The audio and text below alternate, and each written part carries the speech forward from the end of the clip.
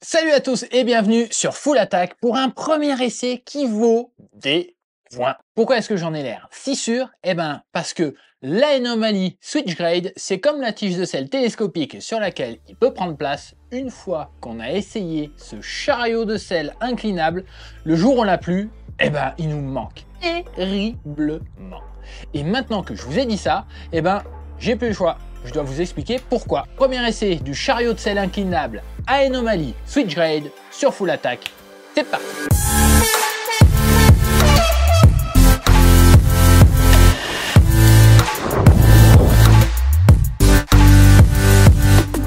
Allez, je vous l'ai glissé en intro, l'anomalie Switchgrade, c'est un chariot de sel inclinable. Bien. En quoi ça consiste précisément? Eh ben, c'est assez simple. Communément, le chariot de sel, c'est cette mâchoire qui est au bout d'une tige de sel. C'est celle qui vient prendre en étau les rails de la selle et donc fixer la selle sur le vélo. Ça fait partie des meubles sur un vélo. Pour autant, ça a son importance parce que, en plus de maintenir la selle en place, ça permet d'en ajuster l'inclinaison. Et vous le savez bien, une selle trop vers l'arrière, eh ben, c'est le bas du dos et les reins qui tirent et les appuis au pédalage qui trinquent. C'est communément, on nous dit donc de régler la selle à l'horizontale pour avoir des bons appuis au pédalage. Ou bien, selon la forme de la selle, de l'incliner légèrement en fonction de sa courbure à l'intérieur. Tout ça pour avoir de bons appuis, pour avoir les ischions, les deux os des fesses, qui soient bien posés sur le croissant de la selle. Et bien déjà, d'un point de vue des plus simples, le chariot à anomalie Switchgrade permet tout à fait ces réglages de base. Pour être plus précis, l'anomalie Switchgrade reprend le principe d'un chariot à pincement latéral, un petit peu comme on en trouve sur les tiges de sel RockShox Reverb par exemple. L'intérêt principal, c'est qu'une fois que le chariot est ouvert, il garde quand même le réglage d'orientation de la selle qu'on a pu régler à l'avance. La fixation de base du chariot sur la tige offre quelques degrés de liberté. Comme la pince de serrage des rails habituels sur une tige de sel, on peut orienter de quelques degrés. Moi j'en ai noté 9 d'un côté, 9 de l'autre par rapport à ce qu'on va appeler la position neutre. Pour autant, avoir un chariot à pincement latéral comme ça, eh ben, ça permet de dégager les rails de la selle et de la sortir facilement. Bref, c'est tout bénef, mais finalement, c'est du bonus parce que le cœur du chariot Switchgrade de chez Anomaly, il est ailleurs. Alors, où, justement? Eh ben, c'est le reste de ce qui compose l'Anomaly Switchgrade qui est justement très intéressant. Alors, vous le voyez ici, le chariot Anomaly Switchgrade comporte un mécanisme qui vient prendre place dans l'espace qui se situe entre les rails de la selle. Et ce mécanisme est composé de différentes pièces. La base devient solidaire de la tige de sel une fois que c'est maintenu en place par les deux vis auxquelles on est habitué. Devant, on a le levier. Le levier, c'est ce qui permet d'actionner l'anomalie Switchgrade. En fait, le levier, une fois que c'est monté sur la tige de sel avec la selle au-dessus, on vient le pincer avec le bec de sel. Et c'est là qu'on actionne le mécanisme. L'intérêt de ce mécanisme, c'est qu'il offre 3 positions. La position neutre, au centre, qui correspond au réglage de base qu'on a fait. Mais autour de ça, on a aussi 2 autres positions. On peut incliner la selle vers l'avant de 10 degrés ou vers l'arrière de 12 degrés. Tout ça en un tour de main à la volée. Et c'est là tout l'intérêt du système. On lâche une main, on attrape le levier, on bascule la selle vers l'avant, on la remet en neutre ou on l'incline vers l'arrière. On relâche. Ok, mais est-ce que ça peut vraiment nous être utile tout ça? Eh bien, pour le savoir, c'est très simple. Il suffit de répondre à une simple question. Est-ce que pour monter, il vous arrive de vous avancer sur le bec de selle de votre vélo? Si la réponse est positive, alors l'anomalie Switchgrade peut vous servir. Parce qu'en fait, il se passe quoi quand on en vient à s'avancer sur le bec de selle? Eh bien, 2 choses. La première, c'est que quand ça monte très fort, le vélo s'incline et la selle avec.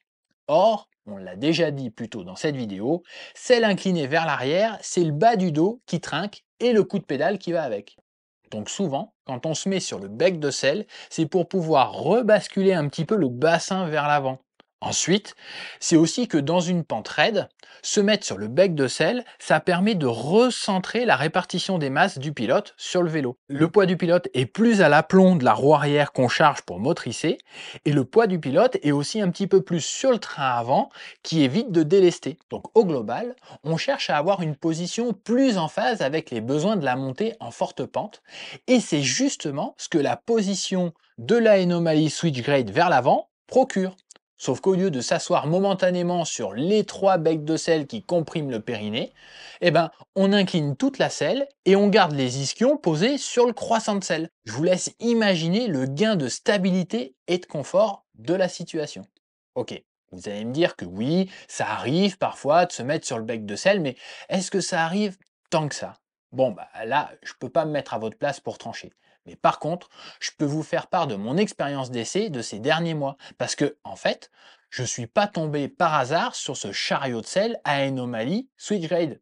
J'y suis venu via un certain cheminement qui m'y a logiquement amené. Souvenez-vous, il y a quelque temps, je vous ai parlé de l'usage de capteurs de puissance en enduro.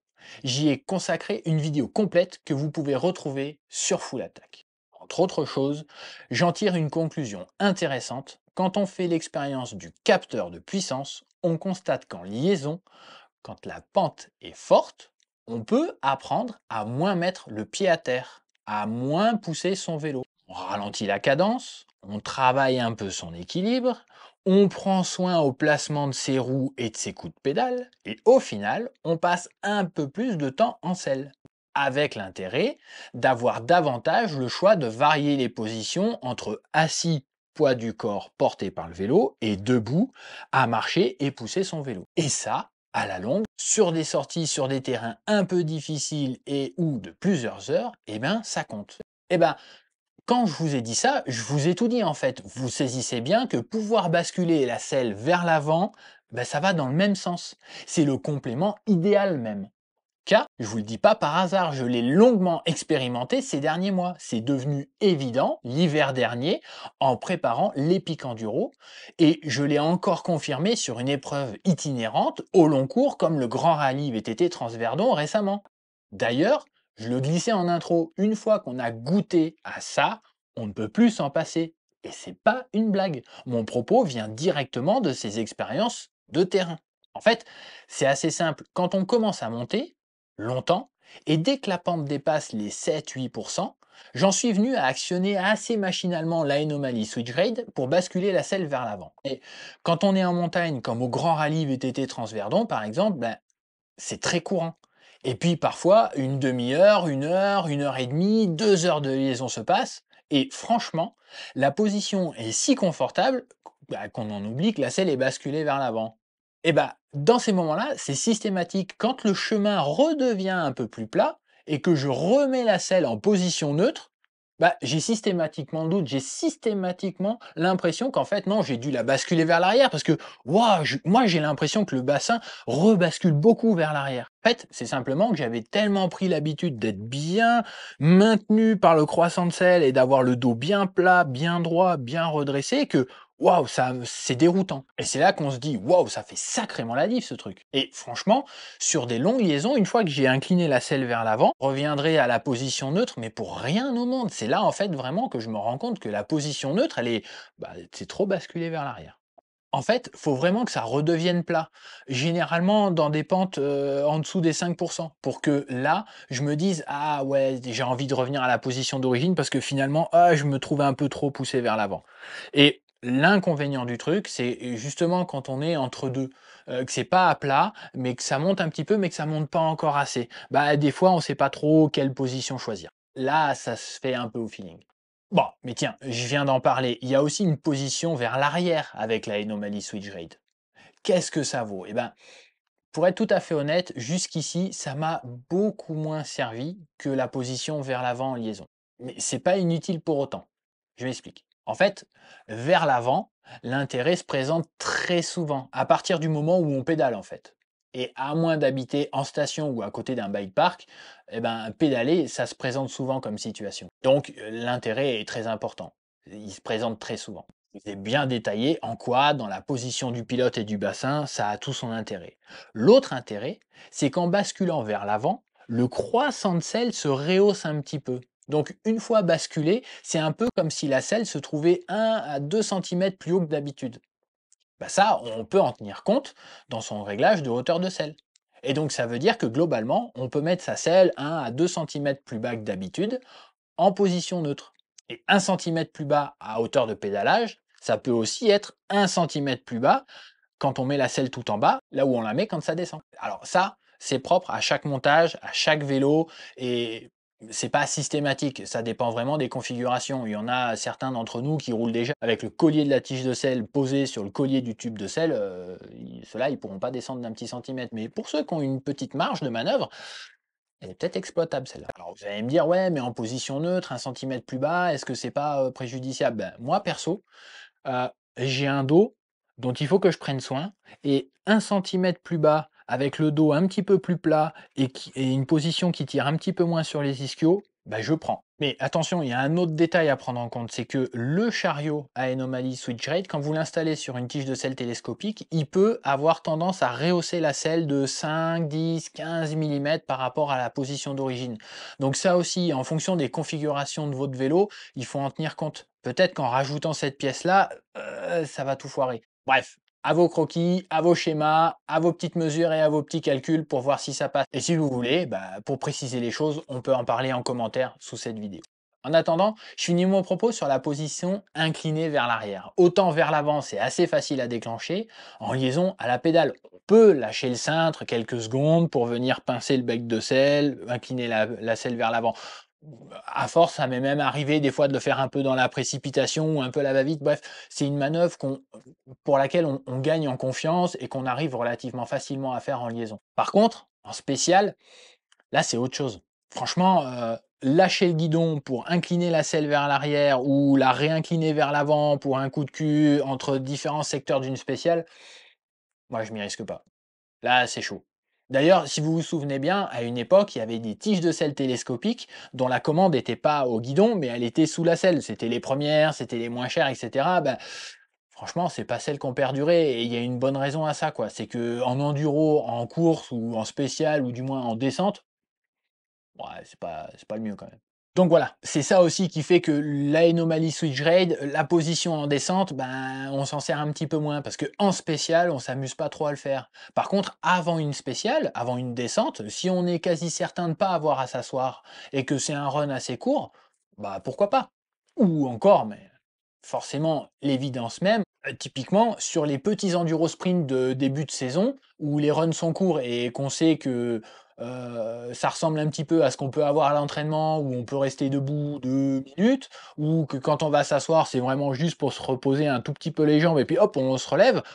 Ah, si c'est qu'un tout petit passage, insignifiant d'un run, ça peut être tolérable. Par contre, je sais que sur des épreuves au long cours, comme le grand rallye ou les pics, où les runs sont longs, des fois 15, 20, 30 minutes, et que souvent, entre deux secteurs un peu engagés, ben, on profite d'un bout de ligne droite pour s'asseoir et reposer un peu les jambes, avoir la selle inclinée vers l'arrière, c'est pas, c'est pas dingue. Pourtant, sur une boucle test, sur un petit run, on peut facilement constater l'intérêt de pouvoir incliner la selle vers l'arrière. En fait, elle a la même position que sur un vélo de descente dans ces cas-là. Et ça offre un poil plus de dégagement. En fait, le croissant de selle, la partie la plus large de la selle, a tendance à devenir un petit peu plus discrète. Elle descend de quelques millimètres et on a l'impression d'avoir la selle encore plus basse que quand elle est en position neutre. Dans l'absolu, c'est bon à prendre. D'ailleurs, si on fait une session station, bike park, par exemple, bah, feu, c'est là que ça a l'intérêt. Parce que plutôt que d'arriver de bon matin et de flinguer le réglage de l'orientation de selle qu'on a pour toutes les sorties à la pédale, bah là, en fait, clac, petit coup de levier, on bascule la selle vers l'arrière et on n'en parle plus. Ça reste comme ça toute la journée et c'est tout bénef. Fin de journée, on n'aura plus qu'à remettre la selle en position neutre et on n'aura pas perdu les réglages. Moi, je prends. Voilà, c'est juste qu'en enduro, à la pédale, et sur les runs les plus naturels, avec des vrais changements de rythme, des relances, des secteurs bien marqués, de la récup en cours de route, bah, la position vers l'arrière est un peu plus sketchy à aller chercher. Franchement, c'est trop risqué, quoi. Dans l'idéal, et j'en viens justement à l'évolution principale que j'adorerais voir apparaître, bah, faudrait avoir une commande au guidon de ce truc. Et génial. Alors, je sais que ce que je dis là, c'est très facile à dire et que c'est beaucoup moins facile à réaliser. Déjà parce que je l'ai déjà dit par ailleurs dans une vidéo, moi perso, avoir 10 000 commandes au guidon, mais impossible. J'en veux pas, c'est trop. Enfin, je veux un doigt, une commande, pas plus. Donc j'ai pas envie de me retrouver avec 2 leviers pour la tige de sel, un pour la hauteur, l'autre pour l'orientation, tout ça. Ah non merci. Et puis, je sais que ça va rappeler des souvenirs à certains, ce que je dis. Parmi les premières tiges de sel télescopiques du marché, une des Specialized s'inclinait justement vers l'arrière quand on l'a baissée. Et elle n'a pas eu un véritable succès. Donc j'en entends certains dire ouais non il y en a qui ont déjà essayé, ça n'a pas marché, laisse tomber. En fait, le truc, c'est qu'il faudrait que la tige de sel puisse monter et descendre en position neutre, comme ce à quoi on est déjà habitué, comme d'habitude. Il faudrait simplement que quand on est en position haute de pédalage, on puisse ensuite l'incliner vers l'avant. Et que quand on est en position basse, on puisse ensuite l'incliner vers l'arrière. Bon, ça, c'est la théorie sur le papier, hein. Je sais que ça va donner des idées à certains, donc à vos schémas, à vos petits croquis, à vos outils de modélisation 3D. S'il y en a un qui trouve la solution, banco, jackpot. Et là aussi, si vous voulez, on peut en parler en commentaire. Enfin voilà, dans tous les cas, vous comprenez bien que tout ce que je vous dis là, ça vient du terrain, du concret, du vrai. Et que ce petit chariot, j'en suis convaincu, ça vaut le coup.